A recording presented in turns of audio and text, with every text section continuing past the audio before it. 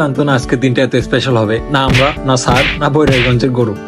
পরীক্ষা ছিল, টেনশন ছিল, কিন্তু তার চেয়ে বেশি মজা ছিল জানালার পাশে বসা নিয়ে দুই বন্ধুর ছোটখাটো একটা যুদ্ধ। তারপরে গাছে উঠে ফল চুরি আর কালাভুনা খাওয়ার প্ল্যান।